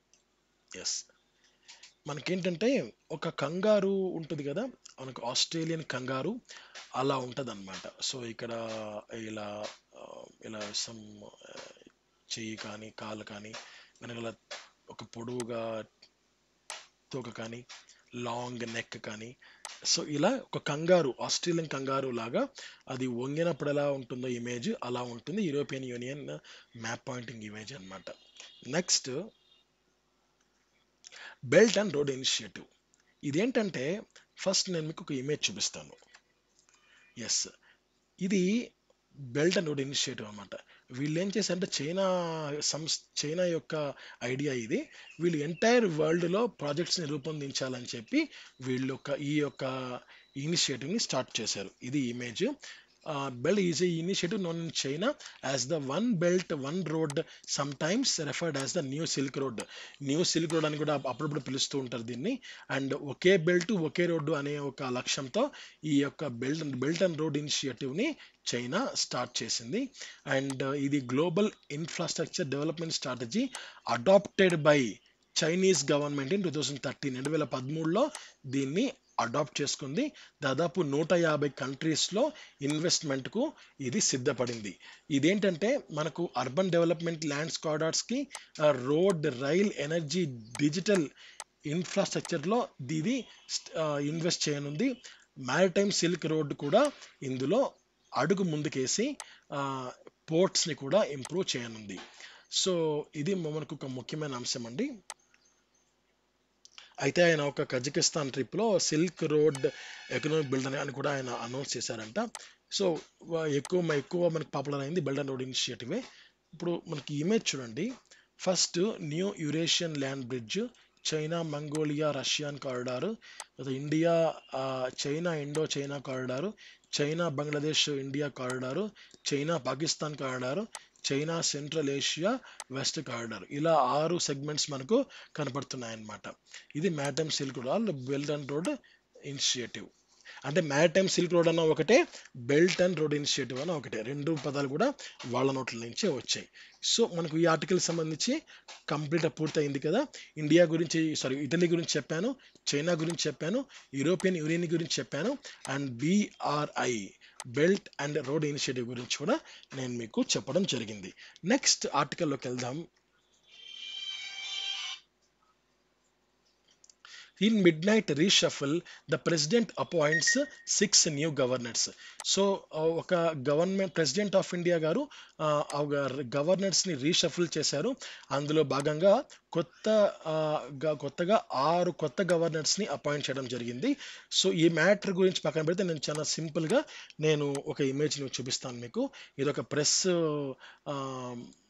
Press meet, అంటే మనకు ప్రెస్ రిలీజ్ అనమాట. ప్రెసిడెంట్ గారి దగ్గర నుంచి వచ్చింది ఇది. ఇదేంటంటే first of all Haribhau Kisan Rao Bagde governor of రాజస్థాన్గా అపాయింట్ అయ్యారు. జిష్ణుదేవ్ వర్మ గవర్నర్ ఆఫ్ తెలంగాణగా అపాయింట్ అయ్యారు. తర్వాత ఓం ప్రకాష్ మాథూర్ గవర్నర్ ఆఫ్ సిక్కింగా అపాయింట్ అయ్యారు. సంతోష్ కుమార్ గంగ్వార్ గవర్నర్ ఆఫ్ జార్ఖండ్గా అపాయింట్ అయ్యారు. రమేన్ ధేకా గవర్నర్ ఆఫ్ ఛత్తీస్గఢ్గా అపాయింట్ అయ్యారు. అండ్ శ్రీ CH విజయశంకర్ గారు గవర్నర్ ఆఫ్ మేఘాలయగా అపాయింట్ అయ్యారు. అండ్ CP రాధాకృష్ణన్ గారు governor of Jharkhand with additional charge of Telangana appointed as the governor of మహారాష్ట్రగా అపాయింట్ అయ్యారు. Next Gulab Chand Kataria governor of Assam, ఆయన appointed as the governor of Punjab, has also been appointed as the administrator of union territory of Chandigarh. అంటే ఇది మరియు governor of Punjab గాను ఆయన appoint అవ్వడం జరిగింది. సో ఈ రాధాకృష్ణ గారు ఏంటంటే మనకు present governor of Jharkhand with additional charge of తెలంగాణగా ఉండింది. సో ఆయన మహారాష్ట్ర గవర్నర్గా ఆయనని అపాయింట్ చేయడం జరిగింది. నెక్స్ట్ లక్ష్మణ్ ప్రసాద్ ఆచార్య, సో ఆయన ఈ ప్రజెంట్ గవర్నర్ ఆఫ్ సిక్కింగా ఉన్నారు. ఆయనని గవర్నర్ ఆఫ్ అస్సాం గాను, తర్వాత additional charge of governor of Manipur, ఈ 2 కూడా ఆయనకు శాఖలు ఇవ్వడం జరిగింది. సో నెక్స్ట్ ఈ న్యూస్ చూడండి. గవర్నర్ ఎందుకు? ఇక్కడ నేను చెప్పాను కదా, ఫస్ట్ గవర్నర్స్ లిస్ట్ చెప్పాను. ఇప్పుడు గవర్నర్ గురించి, ప్రెసిడెంట్ గురించి మీకు నేను చెప్పడం జరుగుతుంది. సో గవర్నర్ ఎందుకు అంటే మనకు ఒక కాన్స్టిట్యూషనల్ హెడ్, అంటే రాజ్యాంగం అన్నది స్టేట్లో ఇంప్లిమెంట్ కావాలి అంటే గవర్నర్ ముఖ్యం. రాజ్యాంగం అన్నది సెంట్రల్లో ఇంప్లిమెంట్ కావాలి అంటే ప్రెసిడెంట్ పాత్ర కీలకం. అంటే రాజ్యాంగం అన్నది ఇంప్లిమెంటేషన్ చాలా చాలా ముఖ్యం. సో అందుకే గవర్నరు, ప్రెసిడెంట్ ఉంటారనమాట. సెంట్రల్ పరంగా ప్రెసిడెంట్కి ఎన్ని పవర్స్ ఉంటాయో స్టేట్ పరంగా గవర్నర్స్ కూడా అన్ని పవర్స్ ఉంటాయి. So state level is the governor, president వచ్చి మనకు సెంట్రల్ లెవెల్ అనమాట. సో గవర్నర్ మనకు అన్ని decisions based on the advice of chief ministers, council of ministers, వాళ్ళ యొక్క అడుగు జాడల్లో, అంటే వాళ్ళ యొక్క ఇంట్రెస్ట్ ప్రకారంగా ఈయన ఈయన అన్ని నిర్ణయాల్ని ఇస్తూ ఉంటారనమాట. So is the constitutional head, రాజ్యాంగ అధినేత. ఎవరికి? ఒక రాష్ట్రానికి సంబంధించి. దేశానికి సంబంధించి రాజ్యాంగ అధినేత ఎవరు? రాష్ట్రపతి. తర్వాత ఈయన యొక్క ప్రధాన ఫంక్షన్ ఏంటంటే to preserve, to protect, to defend. అంటే రాజ్యాంగాన్ని కాపాడాలి, దాన్ని రక్షించాలి, దాన్ని సమర్థించాలి. ఇది ఆయన యొక్క ప్రధాన ఫంక్షన్, చేయాల్సిన పని. ఆర్టికల్ 159 కూడా ఈయనకు అప్లై అవుతుంది. అండ్ ఈయనకు కొన్ని ఇంపార్టెంట్ పవర్స్ కూడా ఉన్నాయి. ఎగ్జిక్యూటివ్ పవర్స్ అని, లెజిస్లేటివ్ పవర్స్ అని, జుడిషియల్ పవర్స్ అని, డిస్క్రిషనరీ పవర్స్ అని కూడా ఉన్నాయి. అంటే మనకు ఎగ్జిక్యూటివ్ అంటే అడ్మినిస్ట్రేషన్ కానీ, ఎవరినైనా అపాయింట్ చేయాలన్నా, ఒకరిని రిమూవ్ చేయాలన్నా కూడా ఈయనకు ఎగ్జిక్యూటివ్ పవర్స్. లెజిస్లేటివ్ పవర్స్ ఏంటంటే మనకు ఫర్ ఎగ్జాంపుల్ రీసెంట్గా ఆంధ్రప్రదేశ్ గవర్నమెంట్ కానీ తెలంగాణ గవర్నమెంట్ ఫామ్స్ అయ్యాయి కదా. సో అప్పుడు ఫామ్ అయినప్పుడు ఏం జరిగింది? ఆ రాష్ట్ర ముఖ్యమంత్రిని ఆ గవర్నర్ గారే ప్రమాణ స్వీకారం చేయించారు. అది మనకు ముఖ్యమైన పని. తర్వాత ఆ రాష్ట్ర అసెంబ్లీ స్టార్టింగ్ డే ఎప్పుడైతే ఉంటుందో అప్పుడు కూడా గవర్నర్ గారి ప్రసంగం ఉంటుంది. సో అలా తర్వాత రాష్ట్రం ముఖ్యమంత్రి రాజీనామా చేసే సమయంలో కూడా గవర్నర్కి వెళ్ళి ఆ రాజీనామా లేఖను సమర్పించాల్సి ఉంటుంది. అంటే అపాయింట్మెంట్స్ కానీ, రిమూవల్స్ కానీ అని కూడా గవర్నర్ చేతుల్లో ఉంటాయి. తర్వాత ఈ ఎమ్మెల్సీస్ కూడా వాళ్ళ చేతుల్లో, ఆయన చేతుల్లోనే ఉంటుంది. అంటే ఎమ్మెల్సీ అంటే మెంబర్ ఆఫ్ లెజిస్లేటివ్ కౌన్సిల్. ఇది విధాన పరిషత్ వేరే, ఇప్పుడు దీన్ని వాడట్లేదు. అండ్ ఇప్పుడు అసెంబ్లీ అంటే ఎమ్మెల్యేస్ ఉన్నది, మనకు ఎమ్మెల్సీ అంటారు. అంటే మనకు ఈ మెంబర్ ఆఫ్ లెజిస్లేటివ్ కౌన్సిల్స్ ఉన్నదన్నమాట. తర్వాత పారాడామ్స్ కానీ, రిప్రీవ్స్ కానీ, అండ్ కన్సల్టేషన్స్ కానీ అవి కూడా గవర్నర్ చేతుల్లో ఉంటాయి. డిస్క్రిషనరీ పవర్స్ కూడా ఆయన చేతుల్లోనే ఉంటాయి. తర్వాత నెక్స్ట్ చూడండి, ప్రెసిడెంట్. ఇందాక చెప్పాను కదా, రాజ్యాంగాధినేత, దేశానికి సంబంధించి ప్రెసిడెంట్ అన్నమాట. ఈ first citizen of the country prime minister కాదండి, president. So Indian armed forces తెలుసు కదా, మనకు 3 ఆర్మ్డ్ ఫోర్సెస్ ఉన్నాయి: army, navy and Indian air force. ఈ మూడింటికి సుప్రీం కమాండర్ ఎవరు అంటే రాష్ట్రపతి ద్రౌపది ముర్ము గారు. అండ్ ఈవిడ ప్రజెంట్ 15వ భారత రాష్ట్రపతి. అండ్ ఈమె 25 జూలైన తన బాధ్యతల్ని స్వీకరించారు. సో ఇండియాకు సంబంధించి మొదటి రాష్ట్రపతి ఎవరు? రాజేంద్ర ప్రసాద్. సో మనకు రాష్ట్రపతి ఎన్నిక అనేది ఇండైరెక్ట్ గా జరుగుతుంది. అంటే ప్రజలు నేరుగా ఎన్నుకోరు. ప్రజలు నేరుగా ఎవరిని ఎన్నుకుంటారు? ప్రధానమంత్రిని ఎన్నుకుంటారు త్రూ ఎంపీ ఓట్స్. ఎంపీలకు ఓటేయడం ద్వారా ప్రధానమంత్రి ఎన్నుకుంటారు. సో ప్రధానమంత్రి ఆ ఎంపీలు కలిసి ప్రెసిడెంట్ ని ఎన్నుకోవడం జరుగుతుంది. So article 53 of the constitution states that president can exercise powers directly. అంటే ఆర్టికల్ 53 ఏం చెప్తుంది అంటే ప్రెసిడెంట్ ప్రెసిడెంట్ గారికి ఉన్న రైట్స్ ని వాళ్ళు సమర్థవంతంగా వినియోగించుకోవచ్చు. అయితే ఆ పవర్స్ అన్ని మనకు ప్రెసిడెంట్ ప్రైమ్ మినిస్టర్ చేతుల్లో ఉంటాయి.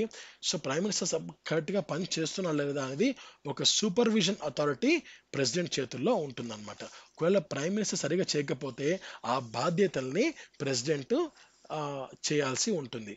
సో నెక్స్ట్ మనకు ఈ ఆర్టికల్లో గవర్నర్స్ లిస్ట్ చెప్పాను, అండ్ గవర్నర్స్ ఎందుకు అనేది చెప్పాను. సో ద ప్రెసిడెంట్ యొక్క పాత్ర ఏంటో కూడా నేను మీకు చెప్పడం జరిగింది. నెక్స్ట్ చూడండి, Vistara first Indian airline to offer free wifi on international flights అన్నమాట. సో మనకు ఇంటర్నేషనల్ ఫ్లైట్స్లో విస్తారా అనే ఒక ఎయిర్లైన్ ఫస్ట్ ఇండియన్ ఎయిర్లైన్గా అవతరించింది ఫ్రీ వైఫై సప్లై చేయడం. అంటే మనకు ఎయిర్లైన్లో ఫ్రీ వైఫై అనేది మామూలుగా ఉండదు కదా. సో మనము సంథింగ్ ప్యాకేజెస్ తీసుకోవాలి, ప్యాకేజెస్ని బట్టి మనకు వైఫై అందుబాటులో ఉంటుంది.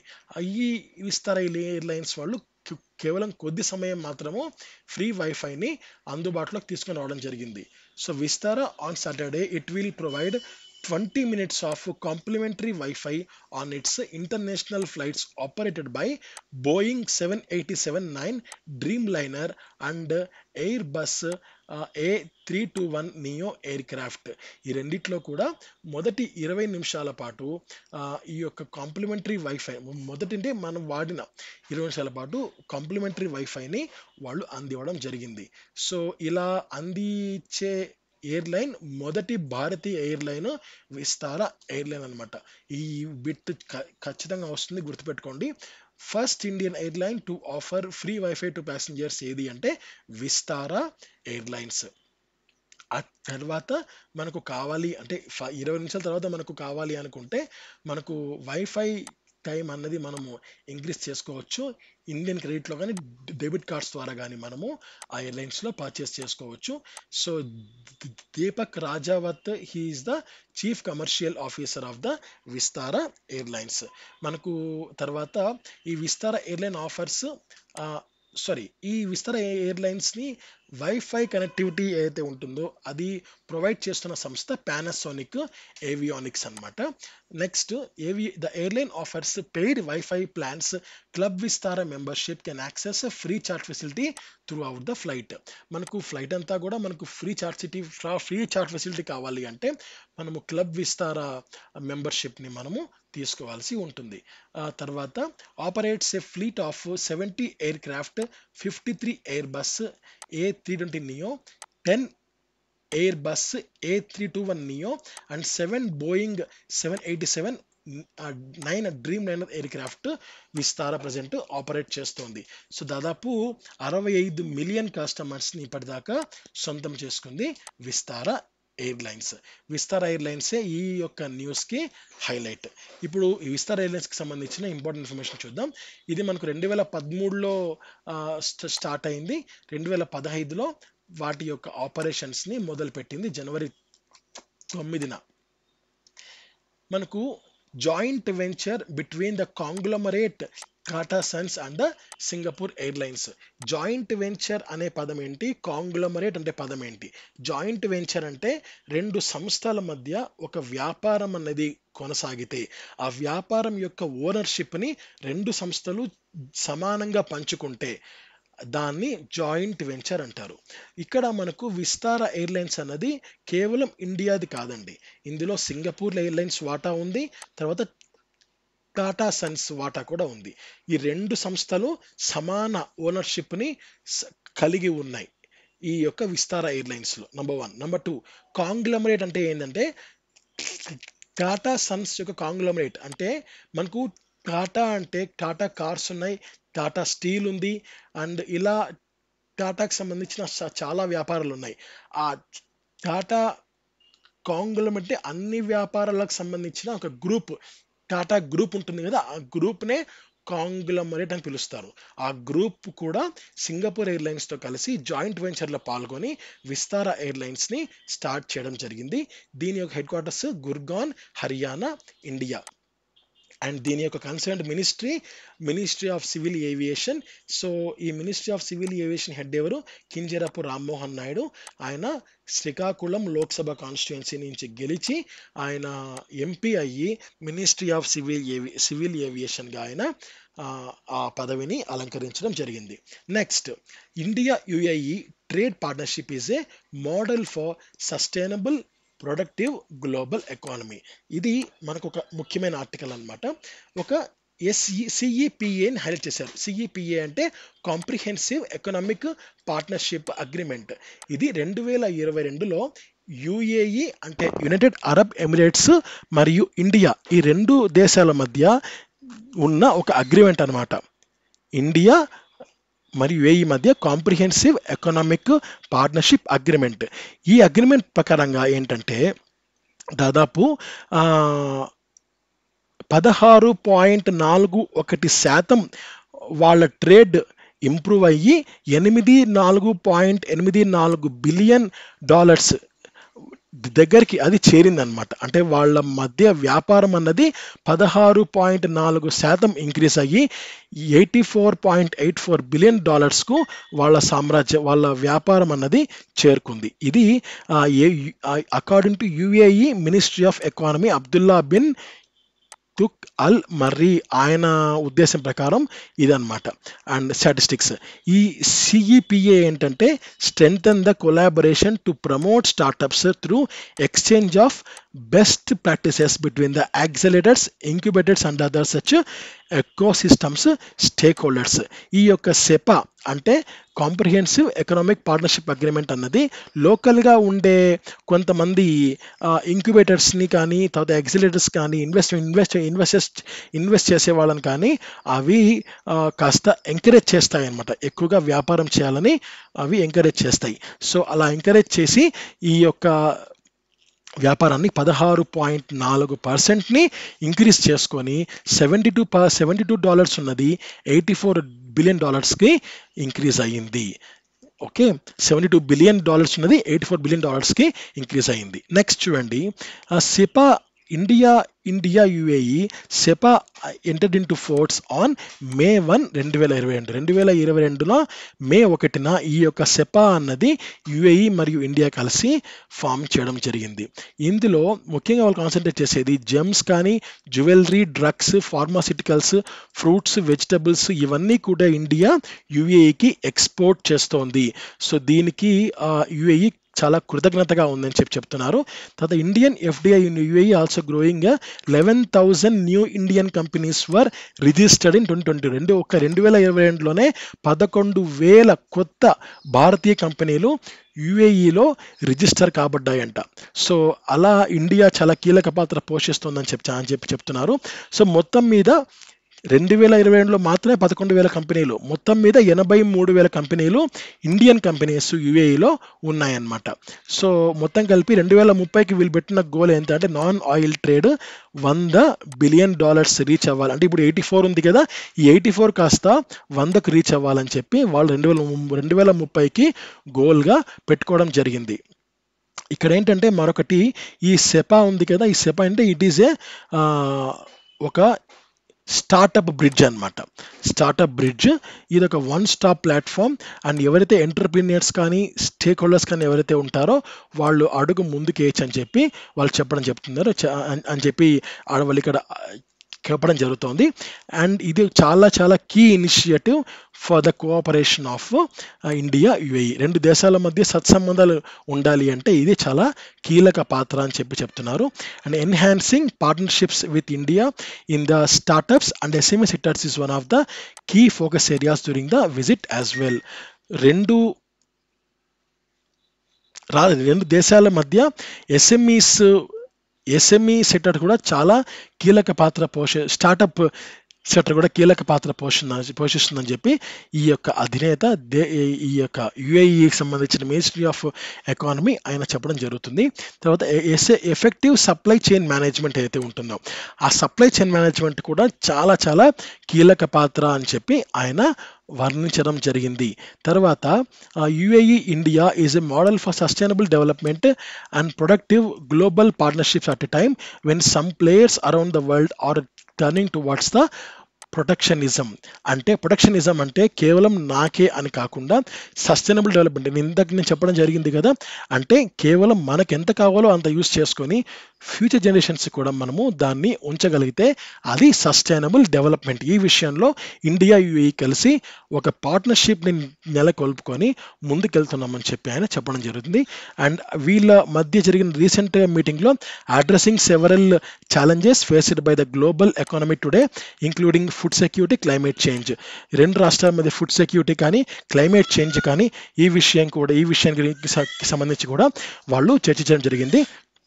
సో తర్వాత ఆపర్చునిటీస్ కానీ ప్రైవేట్ సెక్టర్ కానీ తర్వాత ఎంప్లాయ్మెంట్ క్రియేషన్ కానీ సస్టైనబుల్ ఎకనామిక్ డెవలప్మెంట్ కానీ ఈ విషయాల్లో కొంత ఎంప్లాయ్మెంట్ ఆపర్చునిటీస్ అనేవి క్రియేట్ అవుతాయని చెప్పి వాళ్ళు చెప్పడం జరిగింది. చాలా ముఖ్యమైన ఆర్టికల్ అండి ఇది, ఇండియా యుఏఈ మనకు రిలేషన్కి సంబంధించి. సో నెక్స్ట్ మనకు Uttarakhand has undertaken a historic step to introduce gross environmental product GEP index. So మనకు ఉత్తరాఖండ్ రాష్ట్రం ఒక కొత్త ఒరవడిని స్టార్ట్ చేసింది, ఒక కొత్త ఇండెక్స్ని స్టార్ట్ చేసింది.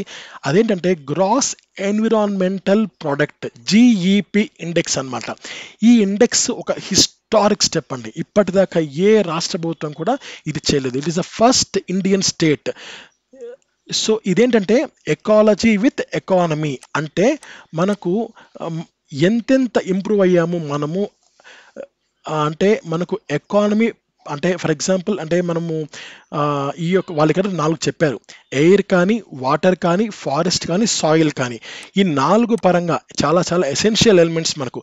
ఈ 4 పరంగా మనము ఎంతెంత ఇంప్రూవ్ అయ్యాము అని నంబర్ పరంగా ఈ యొక్క ఇండెక్స్ అనేది మనకు సూచిస్తుంది. సో ఇలా ప్రవేశపెట్టిన మొదటి భారతీయ రాష్ట్రం ఏది అంటే ఉత్తరాఖండ్ అన్నమాట. సో ఇది ఇప్పటిదాకా 2020 నుంచి 2022 వరకు దాదాపు 0.9% గ్రోత్ని ఉత్తరాఖండ్ సంబంధించి చూపిస్తుందని చెప్పి ఆ రాష్ట్ర ముఖ్యమంత్రి వాళ్ళు చీఫ్ మినిస్టర్ పుష్కర్ సింగ్ ధామి ఆయన చెప్పడం జరిగిందనమాట. అండ్ ఇది ఒక financial growth with and ecological conservation.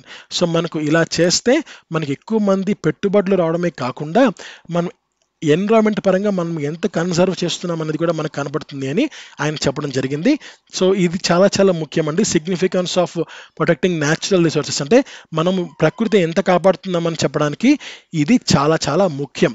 And effective utilization of forest wealth, revitalization of water sources and comprehensive plantation of trees, water conservation measures ఇవన్నీ కూడా ఎంత శాతం మనం పాటిస్తున్నాము, ఎంత శాతం మనం అచీవ్ అయ్యాము, ఇంకా ఎంత మనము చేయాల్సి ఉంది అనేదన్నీ కూడా మనకు ఈ ఇండెక్స్ అనేది మనకు సూచిస్తుంది అనమాట. And Uttarakhand strives to lead by the example with the introduction of index by in balancing growth with environmental sustainability. ఈ యొక్క ఇండెక్స్తో ఉత్తరాఖండ్ ఒక అడుగు ముందుకేసింది మిగిలిన రాష్ట్రాలతో పోల్చుకుంటే. వాళ్ళు లీడింగ్లో ఉన్నారనమాట. అంటే మమ్మల్ని చూసి నేర్చుకోండి అని చెప్పే ఒక పొజిషన్లో ఉత్తరాఖండ్ అనేది నిలిచింది. So standard for other states to pursue. So వాళ్ళు ఒక స్టాండర్డ్ని సెట్ చేశారు మిగిలిన రాష్ట్రాలు కూడా ఫాలో అయ్యే విధంగా. So heads off to Uttarakhand government for implementing this kind of index. So ఈయన Pushkar Singh Dhami, he is the chief minister of Uttarakhand. Next same Uttarakhand సంబంధించిన మరొక ముఖ్యమైన అంశం మన కళ్ళ ముందుకు వచ్చింది. ODDP స్కీమ్ అనమాట. ఇది 1 డిస్టిక్ 2 ప్రాజెక్ట్స్ స్కీమ్ ఇది. సో ఇదేంటంటే step towards the local economic empowerment అనమాట. ఇదేంటంటే లోకల్ ప్రొడక్ట్స్ని ఇంప్రూవ్ చేయాలి, లోకల్ ప్రొడక్ట్స్ని ప్రమోట్ చేయడమే దీని యొక్క ఉద్దేశం.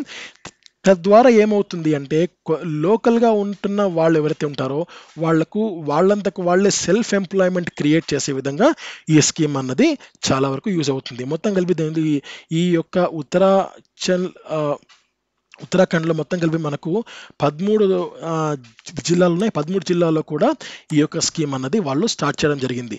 ఇందులో మనకు జాబ్స్ క్రియేట్ అవుతాయి చాలా చాలా సెక్టార్స్లో, ఇంక్లూడింగ్ ప్యాకేజింగ్ కానీ, టెస్టింగ్ కానీ, లాజిస్టిక్స్ కానీ, ఇలా అన్ని విషయాల్లో కూడా కొత్తగా మనకు ఉద్యోగాలు వచ్చే అవకాశం ఉంది ఆ రాష్ట్ర ప్రభుత్వానికి సంబంధించి. తర్వాత increasing business export opportunities expected to further bolster employment, benefiting local farmers, artisans, craftsmen. ఎవరికైతే కొంతమందికి ఆర్టిస్టులు ఏవైతే ఉంటారో వాళ్ళు కూడా ఈ యొక్క స్కీమ్ ద్వారా వాళ్ళ యొక్క కళల్ని నెక్స్ట్ వాళ్ళు వేరే రాష్ట్రాలకు కానీ వేరే దేశాలకు కానీ ఈ స్కీమ్ ద్వారా గవర్నమెంట్ ఆఫ్ ఉత్తరాఖండ్ ద్వారా వాళ్ళు అమ్మచ్చు అనమాట. సో దట్ వాళ్ళు ఇంప్రూవ్ చేసుకోవచ్చు. సో ఇక్కడ కొన్ని పాయింట్స్ ఇవ్వడం జరిగింది. అంటే వాళ్ళు ఆ ఉత్తరాఖండ్లో ఉన్న ముఖ్యమైన పాయింట్స్ అవి కూడా వాళ్ళు వేరే రాష్ట్రాలకు వేరే దేశాలకు ఈ యొక్క OTDP స్కీమ్ ద్వారా వాళ్ళు సేల్ చేసే అవకాశం ఉంది. సో మొత్తం మీద వాళ్ళు స్కిల్ డెవలప్మెంట్ మరియు డిజైన్ ఎన్హాన్స్మెంట్. సో స్కిల్ ఉంటే సరిపోతుందా? సరిపోదు. వేరే వాళ్ళని అట్రాక్ట్ చేయడానికి కొంచెం డిజైన్ అవసరం. డిజైన్ ఉంటే సరిపోతుందా? స్కిల్ ఉండాలి. ఈ రెండు కూడా వాళ్ళు ఇంప్లిమెంటేషన్ స్ట్రాటజీలో వాళ్ళు హైలైట్ చేస్తున్న అంశాలు. తర్వాత ఇది కాంటెంపరీ మార్కెట్ నీడ్స్. కాంటెంపరీ అంటే సమకాలీన, ప్రజెంట్ మనకు మార్కెట్ ఎలా ఉంది, వీటి డిమాండ్స్ని అందుకోగలుగుతుందా అనేవి ఆలోచించి ఈ స్కీమ్ని వాళ్ళు స్టార్ట్ చేయబోతున్నారు.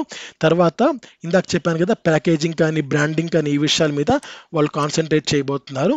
తర్వాత మోడీ గారు కూడా రీసెంట్గా ఒక మాట చెప్పారు. అదేంటంటే ప్రతి ఒక్క టూరిస్టులు కూడా, అంటే ఆ రాష్ట్రానికి వెళ్ళే ఎవరైతే ఉంటారో టూరిస్టులు వాళ్ళు అట్లీస్ట్ మీ 100 రూపాయల్లో 5% మీరు లోకల్ ప్రోడక్ట్స్ని కొనడానికి వినియోగించండి అని చెప్పి ఆయన ఒక ప్రమోషన్ అన్నది చేయడం జరిగింది. దీని యొక్క ఫ్యూచర్ ఎలా ఉండబోతుంది అంటే సస్టైనబుల్ ఎకనామిక్ డెవలప్మెంట్. చెప్పాను ఇందాక సస్టైనబుల్ డెవలప్మెంట్ అంటే so and by focusing on local products మీద ఫోకస్ చేస్తూ అండ్ వాళ్ళకు కొంత సెల్ఫ్ ఎంప్లాయ్మెంట్ని క్రియేట్ చేస్తూ ఇది రూరల్ ఏరియాస్ని ఇంప్రూవ్ చేయడానికి ఇది అడుగు ముందుకు వేయబోతోంది. This could serve as a model for the states to follow, highlighting the potential of local industries and to drive the economic growth. అంటే ఒక పక్క రాష్ట్రానికి ఆదాయం మాత్రమే కాకుండా లోకల్ వాళ్లకు కూడా ఆదాయం మాత్రమే కాకుండా రాష్ట్రానికి ఒక ఈ బ్రాండ్ ఇమేజ్ని తీసుకొని వచ్చే ఇలాంటి స్కీమ్స్ని ప్రతి ఒక్క స్టేట్ ఉత్తరాఖండ్ ఒక ఎగ్జాంపుల్గా తీసుకొని అడుగు ముందుకేస్తే బాగుంటుందని చెప్పి ఇక్కడ రాయడం జరుగుతుంది. So Uttarakhand is highlight today. 2 schemes improvement ఇక్కడ స్టార్ట్ చేసిన ఒకటి ODDP 1 డిస్ట్రిక్ట్ 2 ప్రాజెక్ట్స్ స్కీమ్, రెండవది మనకు గ్రాస్ ఎన్విరాన్మెంటల్ ప్రొడక్ట్ ఇండెక్స్ అనమాట. ఈ 2 కూడా మనకు స్టార్ట్ చేస్తుంది ఉత్తరాఖండ్ గవర్నమెంట్. ఉత్తరాఖండ్ గురించి చూస్తే మనకు ఇండియన్ మ్యాప్లో ఉత్తరాఖండ్ ఇక్కడ ఉంది. ఉత్తరాఖండ్ తర్వాత ఫార్మల్లీ ఉత్తరాంచల్ అని ఇంతకుముందు అనేవాళ్ళు. ఇది నార్థరన్ ఇండియాలో ఒక స్టేట్ అనమాట. Capital is Dehradun. సో దీని యొక్క క్యాపిటల్ నైనిటాల్. మొత్తం ఇందులో 13 జిల్లాలు ఉన్నాయి. ఇందులో తర్వాత గేంజెస్ కానీ యమునా కానీ దాని ట్రిబ్యూటరీ యమునా అంటే ఉపనది యమునా కానీ 2 కూడా ఉత్తరాఖండ్ నుంచే మొదలవుతున్నాయి. తర్వాత ఈ గంగోత్రి యమునోత్రి గ్లేషియర్స్ కూడా ఈ ఉత్తరాఖండ్లోనే ఉన్నాయన్నమాట. ఈ రాష్ట్రం అనేది మనకు 9th నవంబర్ 2000 సంవత్సరంలో ఫామ్ అయింది. Present governor Gurmeet Singh, present chief minister Pushkar Singh Dhami. India మ్యాప్లో తెలుసు కదా ఈ ప్రాంతంలో ఉత్తరాఖండ్ అనేది ఉంది. ఓకే, సో ఇవి ఈ రోజుకి సంబంధించిన ముఖ్యమైన అంశాలు. మరికొన్ని న్యూస్తో నేను మరొకసారి మీతో కలుస్తాను. థ్యాంక్ యూ, నమస్తే, జై హింద్.